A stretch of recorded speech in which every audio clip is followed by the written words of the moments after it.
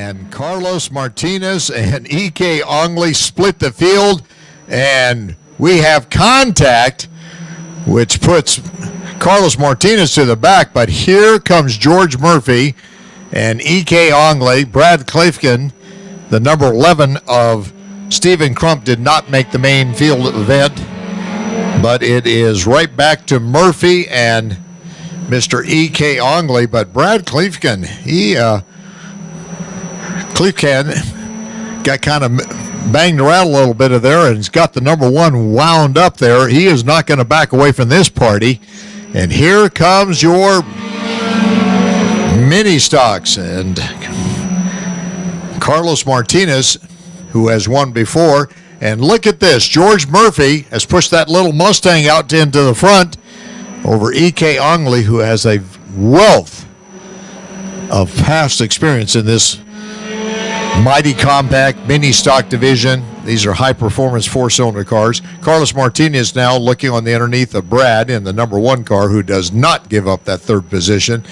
And here we go down the backstretch. And George Murphy just likes this bottom line. Gets that Mustang to really turn well, and then it powers off really well. Almost runs a bandolero type of line. Carlos Martinez is going to get by Brad, who comes up and says, well, maybe I'll stick my nose in there one more time. E.K. Ongley, again, trying to get that number 10 back up to put pressure on George Murphy as we get halfway through this race. Going 10 laps on your Hornet division.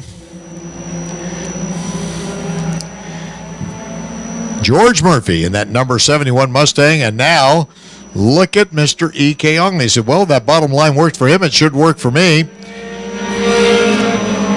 And does seem to gain a little bit of ground there. And now he's looking on the inside, putting a door there on George. And George says, oh, here we go again. I thought I got rid of that number 10, but not so fast. It's going to be a good race, and I think E.K. is going to have a great run off of 4 and going to take the lead away, and does by half a car length, as we're going to be coming up to 2 at the line. And E.K. holds that bottom line. His grandson, Carlos Martinez, pulling up in that number 17, which used to be E.K.'s car. George Murphy now is going to opt for the high outside and see if he can get a little momentum as they come to the start-finish line. And he's going to go back to the high side again, and Carlos Martinez might stick his nose in there, make this 3 widen in just a moment here. Down the back stretch we go, and this is going to be quite a race as we're going to be coming to the white flag, and it's going to be one of these 3 is going to win this thing. And right now it's E.K. Ongley with the lead, and here comes Carlos Martinez trying to stick his nose in there once again. George Murphy powers off with the Mustang down the back stretch. He's got a good run. He's got just a car length, but EK's got that inside. Can George pull it off with that high move? Here we come to the start-finish line. It's going to be George Murphy, EK, and Carlos Martinez. Hi, Woody. Oh, there you are. That's fast. Hey, I want to congratulate you. You stayed with that car, and you were racing against a guy that's won a lot of mini stock, mighty compacts, and EK Ongley. What a great finish with the 3 of you. Yeah, he put up a hell of a race on us, and I've watched him a lot, and he's taught me a lot. Well, that's good. What a good-looking Mustang. You having fun in this division? I'd like to correct you. That is not a Mustang. That's a Mercury McCurr. Okay, I've been corrected. Somebody wrote the script wrong. Well, good job with the Mercury McCurr. Good car to use for the mighty compacts, mini stocks. And